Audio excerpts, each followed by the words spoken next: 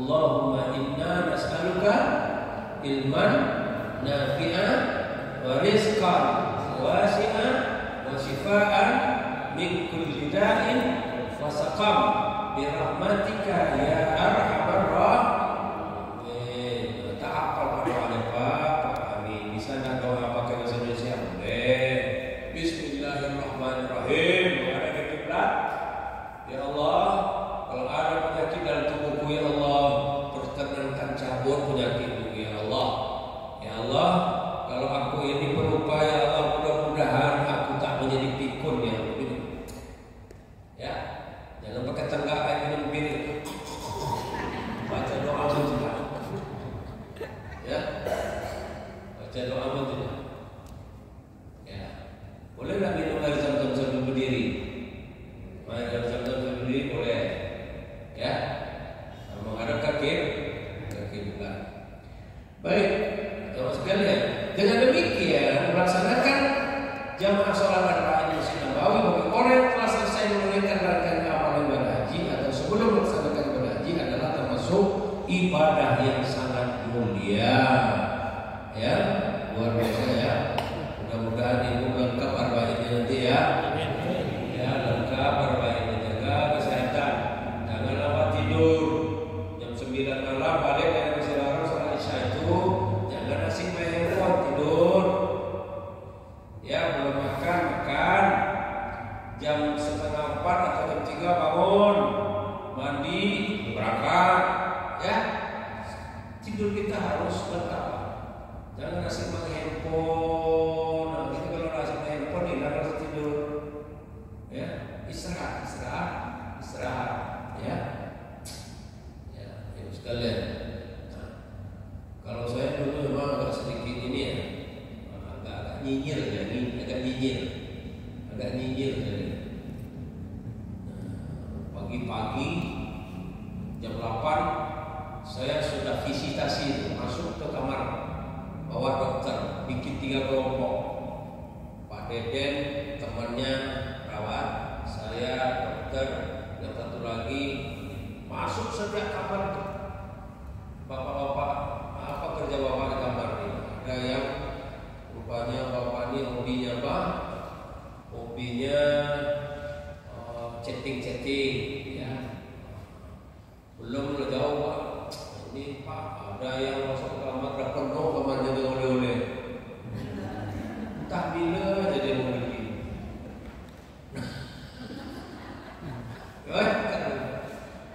Padahal belum sampai ke Mekah ini masih Madinah.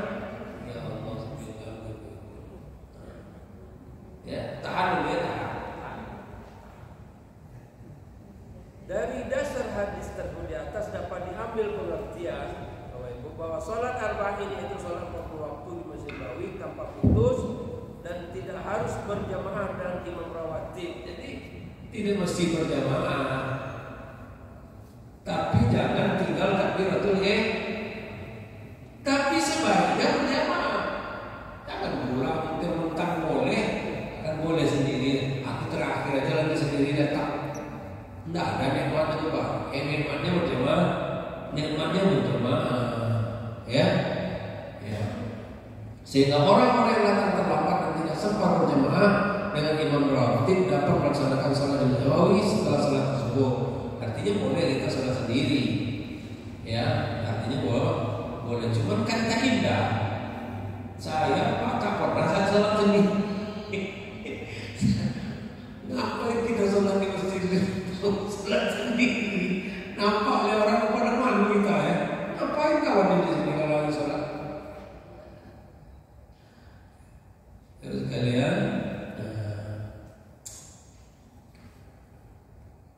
ada 3 masjid kata Rasul kita harus bersusah-susah mendatanginya. Masjid itu kita disunatkan berpayah-payah, sedikit kita bekerja keras lah mencari duit untuk mendatangi masjid itu. Masjid itu ada 3 masjid. Apa itu? Dalam hadis Nabi Rasulullah SAW, Rasulullah SAW bersabda, jangan kalian bersusah payah melakukan perjalanan jauh kecuali 3 masjid. 3 masjid ini boleh kita bersusah untuk mengunjungi masjid itu. Masjid apa itu? Pertama, masjidku itu masjidku itu masjid siapa maksudnya? Masjid Nabawi atau Masjid Nabi Muhammad SAW di Madinah. Masjidil Haram di Mekah dan Masjid Aqsa Yerusalem. Nah, 3 masjid ini disebutkan dalam hadis Nabi, ya, jangan kalian susah-susah mendatangi masjid kecuali 3 masjid. Nah, itu boleh bersusah-susah. Nah, Bapak udah susah-susah belum mendatangi masjidnya? Nah, kecuali Yerusalem ketika kita tak datangi besok ya. Ya, dalam keadaan perang. Oke, udah susah-susah. Susah lah, kenapa? Nah, sekarang lama nunggu. Ya, sekian puluh tahun nunggu. Dan dekat pintu mau haji dan tak perlu covid kan? Udah susah-susah. Udah mengumpulkan duit kan? Tak gampang juga kita mengumpulkan duit kan? Itu udah dianggap bersusah-susah kita untuk. Nah, ini sunnah Nabi udah masuk lah. Oke, sampai di Arba'in ada pertanyaan sebelum kita masuk ziarah. Sampai cerita itu tadi masalah Arba'in ada pertanyaan boleh loh. Ini kita santai ini jam-jam sekali loh, jam-jam ngantuk. Ya Pak ya? Pas. Mudah-mudahan Bapak Ibu semua arba'innya lancar. Ya, lancar selancar-lancarnya. Oke, dan mudah-mudahan Ibu semua gampang masuk Raudhah. Ibu udah pandai menggunakan handphone Android, bisa lah ibu-ibu piawai dari Bapak saja. Ya, masuk Raudhah kan pakai apa sekarang? Pakai aplikasi, ya, pakai mengisi nomor paspor. Tapi lebih enak begitu sekarang, lebih enak karena kita tidak kejar-kejaran mengantri ya. Kita sudah terisi, masuk saja ya, tinggal kita dipanggil aja. Ya, nanti yang ahli IT, yang pandai-pandai IT, tanya sama-sama yang pandai yang sekamar. Tolong bantu isi di pasaran Pak. Satu regu daftar oleh ketuanya. Satu regu bisa daftar oleh ketuanya kan enak. Ini bahasa Arab tuh. Satu kali bisa mengisi, insya-Allah kedua bisa mengisi. Nanti dibagi. Kita Satu kloter biasa. Kita tunjukin aja kloter tergantung. Ya, betul. Baik, kita masuk yang berikutnya ziarah. Karena materi kita ini hari ini arba'in dan ziarah. Ziarah. Insya Allah setahu saya Bapak di Madinah nanti itu ada Bapak dibawa ziarah tanpa Bapak minta. Biasanya dibawa, Pak Haji ya? Ya, ada paketnya itu. Ya, ada paketnya ziarah. Ziarah itu ada 2 modelnya, Pak. Ada namanya ziarah kharijiyah. Ziarah kharijiyah dan ada ziarah dakhiliyah. Apa ziarah kharijiyah? Ziarah kharijiyah ini adalah ziarah sifatnya dalam Masjid Nabawi. Apa yang termasuk ziarah dakhiliyah? Termasuk Raudhah. Itu dakhiliyah itu. Dakhiliyah sifatnya dalam. Ya, ada baqi, ya, baqi makam Rasul, itu dakhiliyah dalam, masih ada yang Masjidil Haram. Ada yang ke masjid itu sendiri. Kan banyak yang kita kagumkan dari masjid itu ya. Ya, itu sifatnya dakhili. Ada yang kharijiyah. Apa yang kharijiyah? yang keluar. Nah, yang keluar ini yang akan kita ini kan.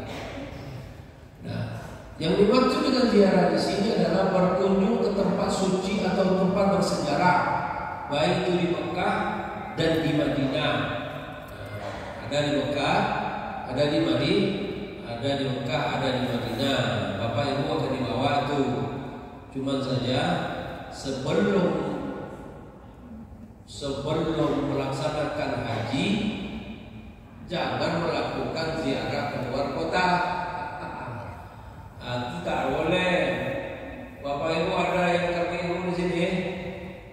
Ada KPU? Ikut Al-Hasani ada? Ada? Mana Pak? Al-Hasani. Ada yang Al-Ansar? Ada yang sepanjang hayat?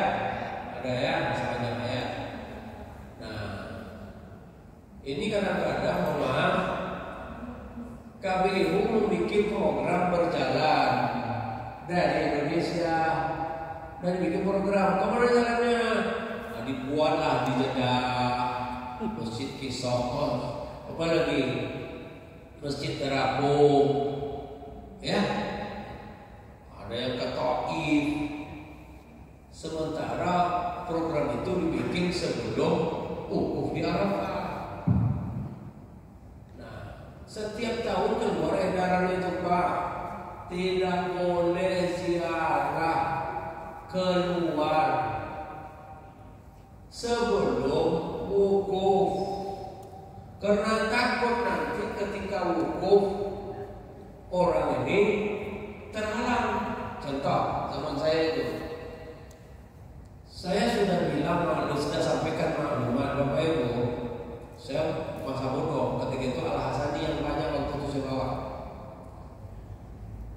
Sebelum Arafah ini, Bapak Ibu, saya tidak izinkan ziarah ke Masjid Apung di Jeddah, karena itu sudah keluar dari kota Mekah. Kisos juga tak saya kasih, ya, karena tiba-tiba ada surat Dirjen Haji di mana Dirjen Haji Kemenang RI masuk ke WA saya bahwa ketua kloter jangan mengizinkan jamaah yang melakukan perjalanan keluar kota sebelum Arafah. Nah, itu disitulah agak sedikit, ya, kawan-kawan kami ibu itu agak sengit-sengit dengan saya, gitu ya. Saya bilang di sini. Surat baca, oke? Nah, ini Pak uangnya yang ditarik Pak, karena sini tidak bayar duitnya, ya kan? Nah, gimana? Karena pernah terjadi Pak, begitu dia yang nakal-nakal itu tetap dia pergi keluar kota Mekah, pergi ke Jeddah. Di masa saya itu ada yang meninggal di Jeddah, sementara dia belum haji. Itu Pak, Bapak mau tahu ketua kloternya Pak, seangkatan saya, ketua kloter itu dipulangkan oleh Menteri Balik Indonesia. Dipulangkan, malu nggak? Dipulangkan karena dia menyalahi SOP. Kan sudah dilarang. Meninggal jemaahnya, ketua kloternya ikut balik, kemudian kembalikan uang yang diterima oleh ketua kloter. Karena sebelum berangkat kita ada tanda tangan dong. Kalau membalikan duit kan orang tak tahu, tak masalah kan. Ini dibalikkan. Ketua kloter itu dibalikkan di Indonesia. Iya. Malu nggak? Nah, kalau saya kemarin memang tak saya kasih, tapi awalnya ngotot juga. Tapi akhirnya begitu dia ngotot, saya keluarkan surat perjanjian. Keluarkan surat perjanjian, tanda tangan. Kalau terjadi sesuatu yang mengakibatkan hilangnya nyawa dan menyebabkan terganggunya jemaah, itu bukan tanggung jawab kloter. Karena itu menyangkut SOP Pak. Tapi Tapi ketika itu akhirnya mereka tak keluar. Nah, cuma saya janjikan, cobalah mungkin setelah haji dah balik kita dari Arafah. Nah, Bapak Ibu mau keluar, ya meskipun masih menyala SOP, tak apa-apa lah, saya masih lentur lah, tak masalah lah. Keluar, saya cinta. Dia pulang dari Arafah dan wukuf baru saya cinta. Kena riskan tuh, riskan. Jadi mereka yang berani itu kena belum ada masalah. Kalau kena masalah, baru tak kencing-kencingnya kan. Nah, kayak tadi yang meninggal tadi. Nah, itu belum lagi persoalan hukum. Keluar dari Mekah, pergi ke Jeddah atau Taif, masuknya ada masalah lagi. Apakah mereka berihram lagi atau tidak? Nah, karena mereka kan tak paham nih manasik haji. Itu persoalan lagi, pendapat ulama itu, apakah dia harus berihram ulang?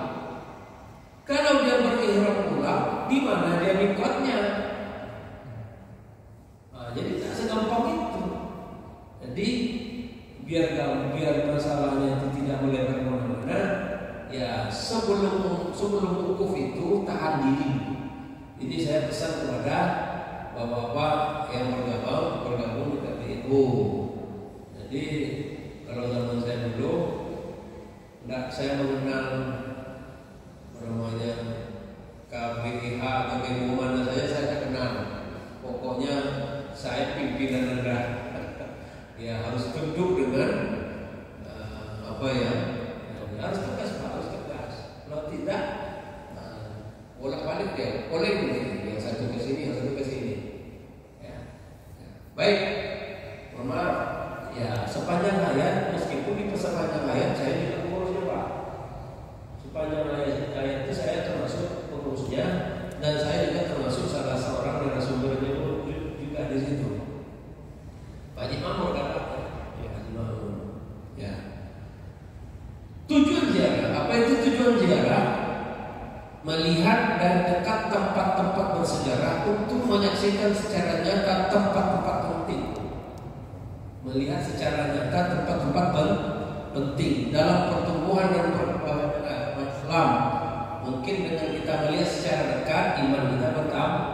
Kagumlah, iman kita semakin bertambah, ya, semakin tebal.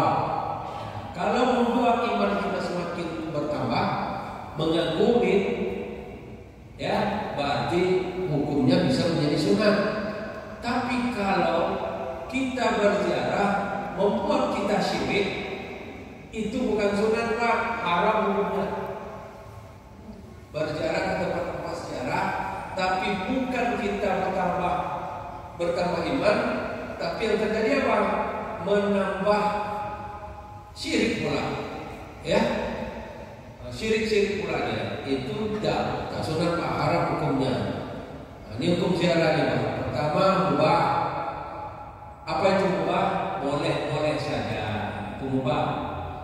Dan hukum ziarah bisa menjadi sunat apabila dilakukan dengan niat yang baik untuk mempertebal keimanan.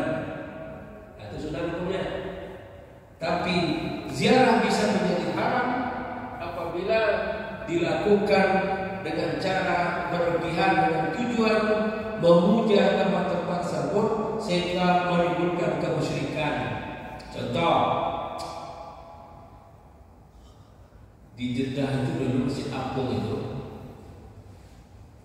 sempat dilarang orang masuk masjid itu. Tak boleh orang mengunjungi itu. Kenapa ditutup? Apa penyebabnya? Orang Indonesia berkunjung ke Masjid Apung itu melakukan lagu selamat ulang tahun di dalamnya, ulang tahun di dalam, kemudian selamat ulang tahun di Masjid Apung itu.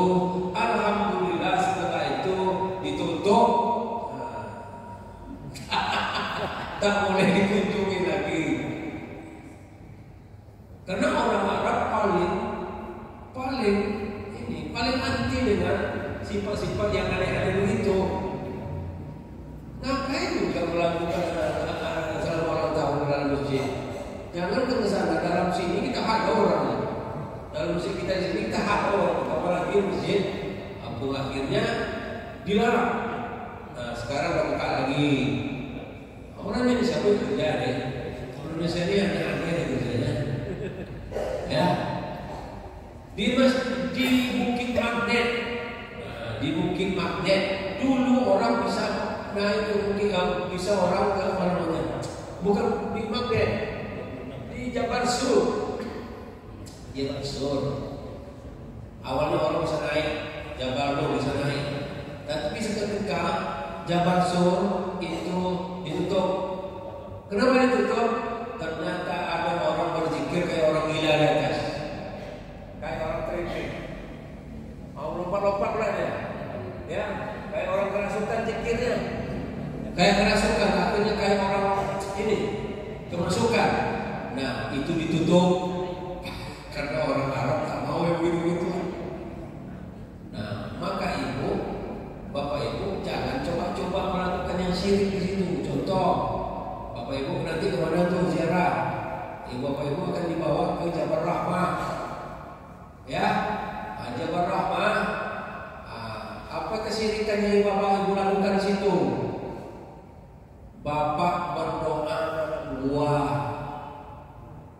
minta jodoh anak Ibu. Ada orang titip doa, berdoa dia tapi dalam buah. Itu syirik itu. Kenapa dalam buah? Warna kiblat. Berdoa saja dari situ hadapkan kau kiblat. Bukan ini. Apa yang syirik satu lagi? Kan di tubuh di atas kan ditulis itu dengan bahasa Arab dan bahasa Inggris. Tidak boleh sholat di sini. Di tubuh itu ditulis. Tak boleh sholat di sini. Datang ke Indonesia sholat di situ. Kemudian tulis nama anaknya si Anu, dengan si Anu ditulis sampai waktu tubuh itu hilang chatnya semua, habis tulis spidol semuanya. Spidol itu dibawa lagi ke Indonesia. Si Anu dengan si Anu udah ada jodoh. Sholat dia budak situ. Syirik itu Pak. Syirik nggak pernah kami ajarkan dong. Nggak pernah kami ajarkan nasihat seperti itu. Itu dari mana dapatnya? Syirik itu, ya, kalau memang situ tempat pertemuan Adam dan Hawa. Kalau Bapak mau berdoa aja lah situ, hadapkan ke kiblat. Ya Allah, atas kudrat dan iradah-Mu ya Allah, anakku si Anu belum dapat jodoh. Engkau berikan pertemuan jodoh yang terbaik untuknya ya Allah. Hadapkan ke kiblat, jangan dihadapkan ke tubuh itu. Jangan dihadapkan masuk buah. Ya, saya kan pernah saya dulu. Ada orang masuk buah. Masuk buah. Dalam buah itu lah berdoa sambil gitu. Jadi nampak ada. Saya datangi, Bu, ini tak boleh begini, Bu. Saya kira jemaah saya. Dia kan pakai baju batik Indonesia kan. Saya kira jemaah saya. Karena kan saya tidak mengenali jemaah satu-satu kan, itu para semua pun. Saya tegur, tak boleh begini, ini tak boleh, ini tidak pernah kita ajarkan. Pak, saya dari Solo Pak. Kalau dari Solo ke jemaah saya, nah tapi tak boleh lah Bu, hati-hati Bu, ini tak boleh. Saya minta Batam yang itu mudah, jangan aneh-aneh. Udah nunggu 20 sekian tahun. Sekian puluh juta duit habis hanya melakukan syirik aja. Kami tak pernah mengajarkan ya. Ya, kalau ada Bapak Ibu mengajar yang melakukan berarti itu Ibu bikin manasik sendiri, itu salah guru, itu salah guru. Kalau ada yang mengajar itu salah guru, pindah guru cepat. Pindah guru cepat ya. Nah, kami tak pernah ngecek. Apa dia Allah? Bawa kasih video dan mau tulis anak saya dapat jodoh.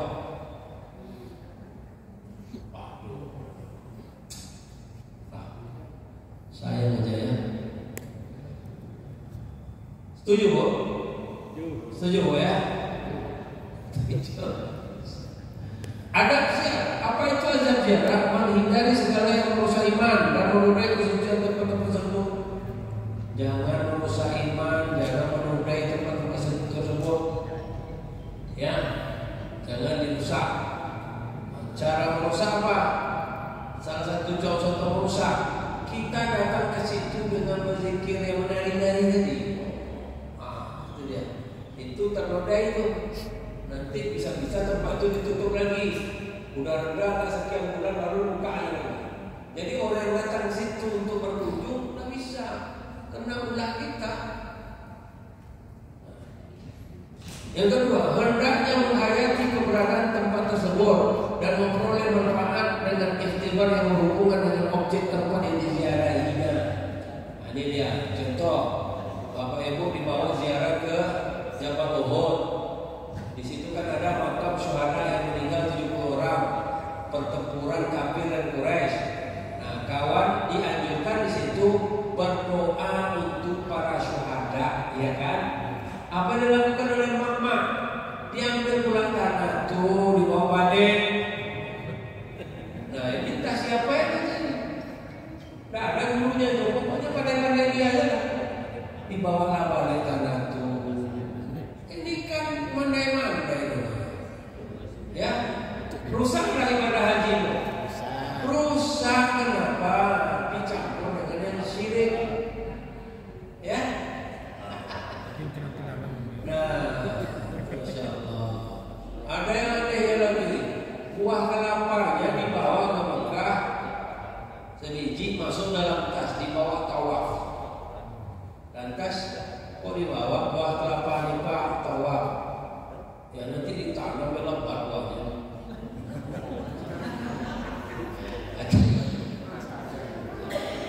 Bapak, kami ini ketua kloter Pak. Yang aneh-aneh itu ada apa? Ya, cuma tak boleh disebutkan semua yang aneh-aneh itu. Dan puas kita lupa. Ya, kalau haji macam-macam berbagai. Umroh juga begitu, tapi yang banyak ketemu itu haji. Ya, aneh-aneh. Ya. Saya ketua kloter 2016, ujian saya itu dari masjid dari asrama haji itu saya sudah dapat ujian dari jemaah macam-macam perangai.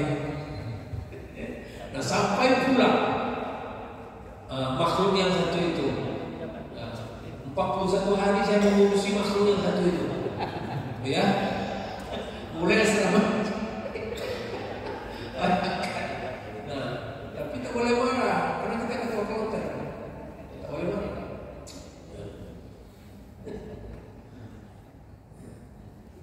Baik sekalian. Di dalam Madinah apa ziarah kita? Yaitu di masjid itu sendiri, Masjid Nabawi itu, ya. Masjid Nabawi ini, Bapak Ibu, itu dibangun oleh Rasulullah beberapa hari setelah dia sampai di Madinah beberapa hari. Menurut sejarahnya itu tanah Masjidil Haram itu kan punya anak yatim. Ya. Masjid Nabawi berada di tengah-tengah kota Madinah Al-Munawwarah dengan ketinggian 597 meter di atas permukaan laut. Masjid Nabawi dibangun oleh Nabi Muhammad SAW pada tahun pertama Hijrah bertepatan dengan 622 Masehi di atas lahan seluas 70 kali 60 hasta. Awalnya 70 kali 60 hasta awalnya, ya, atau kira-kira 31,5 meter kali 27 meter. Kecil kan? Nabi Muhammad memasuki kota Madinah. Nabi Muhammad tinggal di rumah sahabat Salahuddin Al-Ansari. Ya, setelah tinggal beberapa hari di rumah sahabat Salahuddin Al-Ansari, Nabi Muhammad mendirikan masjid di atas tanah dimiliki dua anak yatim, Sahal dan Suhail.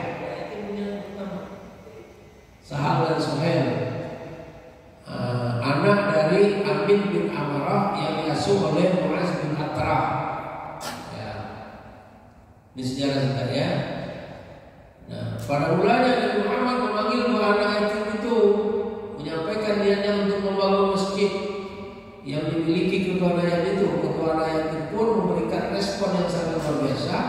dengan mengatakan kami menghibahkan tanah ini kepada ya Rasul. Anak yatim itu karena Nabi ingin bangun masjid, dia ingin hibahkan. Anak yatim menghibahkan ya Pak. Anak yatim ini ada orang kaya tak mau hibahkan. Anak yatim mau menghibahkan, tetapi ada orang kaya hibahkan. Tapi Nabi karena ini anak yatim menghibahkan, Nabi tak mau, karena Nabi bersekuku ingin memberi. Tak mau di Rasulullah, saya kalau hibah tidak mau. Tapi Rasulullah ingin membeli. Nabi Muhammad bersikeras untuk membeli, ya. Namun Rasulullah menolak pemberian tanah tersebut secara gratis. Kalau hibah gratis kan, Rasulullah tak mau. Meskipun Rasulullah bukan orang kaya, tapi dia tetap ingin membeli. Rasulullah bersikeras memutuskan untuk membelinya dengan harga 10 dinar. 10 dinar tak tahu harganya waktu itu ya, tapi 10 dinar itu lebih besar duitnya. Nah, sebenarnya lahan tersebut belum siap untuk digunakan karena atasnya terdapat beberapa pohon kurma dan makam tua. Rasulullah SAW kemudian memerintahkan agar para sahabat untuk memindahkan makam dan menebang pohon kurma. Kayu pohon kurma tersebut kemudian dipakai untuk membangun masjid, untuk membangun bagian kiblat masjid. Jadi ada pohon-pohon yang di dalam tanah itu pohon-pohon kurma. Pohon kurma kalau udah tinggi Pak, kan punya batang ya, seperti pohon kelapa ya. Nah, pohon-pohon itu dijadikan untuk mendirikan masjid, bukan seperti sekarang tiba-tiba, ya. Dari itu sejarahnya. Nabi Muhammad terlibat langsung bersama para sahabat dalam proses mengungsi. Nabi Muhammad ikut mengangkut atau memikul kayu, memikul batu atau material lainnya. Jadi Rasulullah ikut berjibaku, ya. Rasulullah meletakkan batu pertama, kemudian batu kedua, meletakkan ya. Ada istilah meletakkan batu pertama juga begitu ya. Jadi orang membangun masjid ada peletakan batu pertama. Ternyata Rasulullah juga membangun Masjid Nabawi ada meletakkan batu pertama, kemudian batu kedua diletakkan oleh sahabat Abu Bakar As-Siddiq, batu ketiga oleh sahabat Umar bin Khattab, batu keempat diletakkan oleh Utsman bin Affan, dan batu kelima oleh sahabat Ali bin Abi Thalib. Kemudian dibangunlah masjid dikerjakan dengan bersama-sama antara kaum Ansar dan kaum Muhajirin, ya. Itu dia sejarahnya masjid. Jadi masjid itu masjid luar biasa. Ini dia. Pada awalnya berdiri kiblat Masjid Nabawi menghadap ke arah Baitul Maqdis karena waktu itu perintah Allah untuk menghadap ke Ka'bah belum turun. Bentuk denahnya bujur sangkar masjid itu, Pak. Jadi masjid bentuk kan sekarang sampai sekarang bujur sangkar ya. Bujur sangkar sampai sekarang. Ya, pintunya ada 3 dulu, Pak, yaitu pintu bagian kanan, pintu kiri dan pintu belakang. Panjang sekitar 70 hasta, lebar sekitar 60 hasta. Pondasi dan terdiri dari batu-batu keras, dindingnya dibuat dari batu bata tanah liat, tiang-tiang masjid tersebut dari batang pohon kurma, sementara atapnya terbuat dari pelepahnya. Awalnya begitu. Jadi bukan tiba-tiba ya, nanti luar biasa masjidnya. Pada awalnya berdiri masjid ini tidak memiliki mimbar, tak ada mimbar awalnya. Ya, Rasulullah berkhutbah dengan duduk di atas gundukan tanah. Awalnya Rasulullah kalau khutbah ada gundukan tanah di situ awalnya, ya. Gundukan tanah awalnya seperti itu. Yang lebih tinggi, para sahabat kemudian sepakat untuk membuatkan Rasulullah mimbar yang terbuat dari batang pohon kurma yang dapat disandari Rasulullah ketika dia capek dikarenakan terlalu lama berdiri. Nah, sekarang mimbar Rasulullah seperti apa? Tinggi kan? Tinggi kan? Ya, bagus sekali mimbar Rasulullah sekarang. Dan itu tidak sembarangan orang naik ke atas. Ya, itu kalau tak dikunci itu mungkin naik terus orang tua motoran. Kunci. Ya. Jadi Masjid Nabawi awalnya sederhana, sekarang sudah keren sekarang ya. Keabdolannya sudah tadi ya. Keabdolan sudah tadi ya. 100.000 ya. 1.000. Kalau Masjid Haram 100.000. Nah, kemudian ziarah kita mana lagi? Makam Rasulullah. Dalam Masjid Nabawi itu Pak ada makam Rasulullah. Dulunya Masjid Nabawi itu kecil, rumah Rasulullah itu terpisah dari masjid. Tapi karena perluasan masjid, akhirnya rumah Rasulullah itu berada dalam masjid. Itulah Raudhah itu. Raudhah itu rumah Nabi dulu awalnya. Karena perluasan masjid, akhirnya berada dalam masjid. Nah, makam Nabi Sallallahu Alaihi Wasallam terletak di sudut timur Masjid Nabawi. Ya, dahulunya dinamakan Maksurah. Setelah masjid ini terperluas, makam itu termasuk dalam bangunan masjid. Pada bangunan itu dapat apa? Inilah pintu-pintu yang ada dekat itu. Saya kira tak perlu ya, nanti Bapak Ibu akan sampai ke sana aja nanti ya. Ya, akan sampai ke sana. Tapi ya, ya, baik. Nah ini Raudhah nih Pak. Raudhah nih. Insya Allah Bapak bisa masuk ke dalam. Ya, Allah memudahkan. Ya, Allah memudahkan. Ini makam Baqi Pak di Madinah nih. Makam sejarah. Ini anak-anak Rasulullah di dalam dikubumikan, dimakamkan. Istri-istri Rasulullah di dalamnya dikubumikan. Saya sudah pernah masuk ke dalam nih. Bukan masuk makam. Bukan masuk dalam makam itu. Ya. Nah, jadi hanya sedalam lutut aja digali ya Pak. Tak dalam. Timbul, ya. Ya. Oke. Nanti kalau Bapak Ibu sini, Bapak-bapak boleh dimasuk nih kalau pas lagi orang memakamkan. Tapi ibu-ibu nggak boleh masuk. Ibu-ibu dilarang masuk ke sini. Ya kalau bapak-bapak, kalau ibu-ibu, ya dari luar saja aturannya dari luar. Ya nanti ibu-ibu bawa tanah pula olehnya kan. Juga punya pula tanah. Ya. Masjid Kuba. Masjid Kuba. Masjid Kuba. Kuba ini di mana? Di Madinah ya. Nah, jadi kalau orang datang ke Masjid Kuba, nanti kalau Bapak pergi ke Masjid Kuba, wudhunya dari hotel. Karena dalam sebuah hadis jelaskan siapa yang mendatangi Masjid Kuba dari rumah dia bersuci dari hadas sampai di Masjid Kuba dia melaksanakan salat sunat 2 rakaat, maka dia pahalanya sama dengan pahala umroh. Ya, pahala timbul pertanyaan, Pak di perjalanan batal wudhu, bagaimana itu? Kapan pahala umroh itu? Masih, nanti sampai situ beruntung ulangi wudhunya, masih dapat pahala umrohnya. Ternyata menurut ulama masih mendapat pahala umroh. Ya, kamu di mana wudhunya nanti? Kan ibu disampaikan nanti. Bapak Ibu kita akan ziarah ke Masjid Kuba. Padatnya, padat di sini. Kiblatain, 2 kiblat. Nanti kita tidak masuk ke sini nih, tidak masuk. Bisa tidak masuk, lewat saja. Jabal Uhud.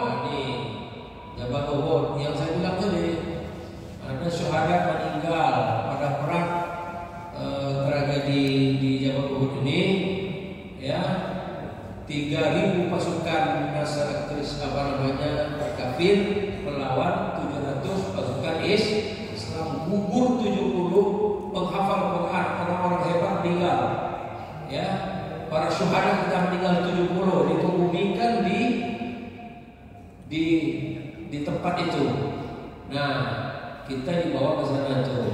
Di dalam di pemakaman Jabal Uhud pada suara itu, Bapak tidak akan diketemukan gundukan tanah di kubur siapa, tidak ketemu Pak, datar aja kayak lapangan bola. Nggak ada nisan, nggak ada.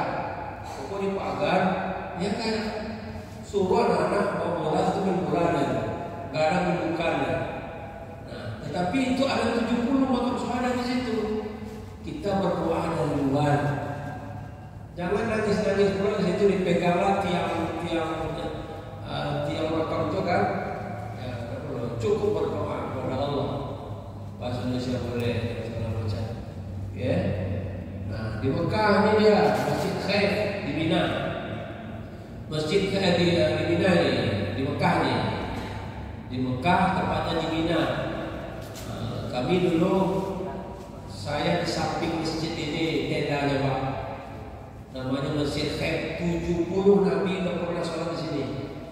70 Nabi pernah sholat di Masjid Khaif. Ya. Kalau sempat Bapak dapat di sini, nah tinggal numpang sholat situ saja, tidur juga boleh di situ. Terus Namira di Arafah itu ada masjid Namira, ya. Di mana Namira?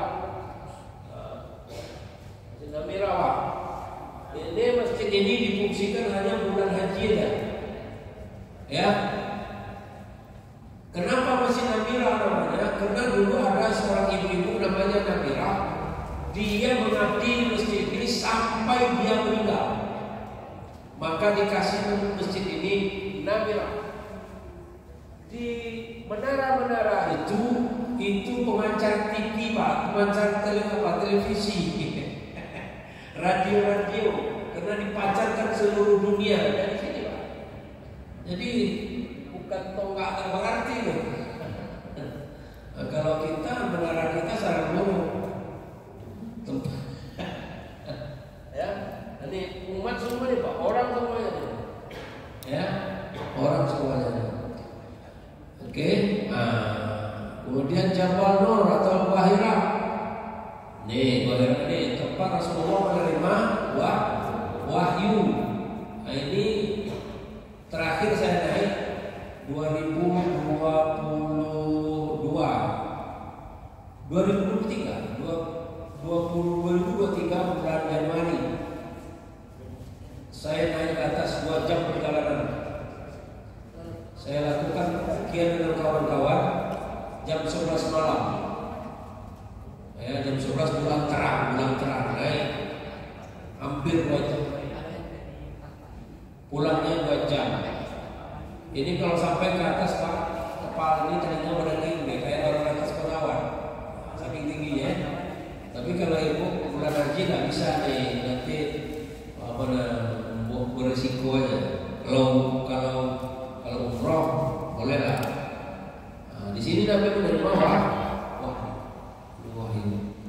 Ya, ini hanya tempat dua orang aja di dalam tuh. Ya. Jabal Thur, ya, ini Jabal Rahman. Ini nanti di tempat yang saya bilang tadi, tempat pertemuan Adam dan Hawa di Arafah itu, dan melakukan yang aneh. Kenapa tubuhnya itu kecil? Habis itu sudah makhluk Indonesia. Ya, itu sholat pula ada di situ. Padahal ada yang kan itu sering-sering aja ya. Kalau nanti dipertemukan ya doa di atas mana kiblat. Ya. Nah, Saudi Arabia. Selamat jalan Bapak Ibu memakai Saudi Arabia ya. Mudah-mudahan Bapak Ibu terbang dengan selamat. Allah jauhkan dari segala kesulitan dan kepayahan. Menjadi haji yang mabrur. Amin. Sampai di situ materi Pak ya. Mungkin ada pertanyaan, silakan.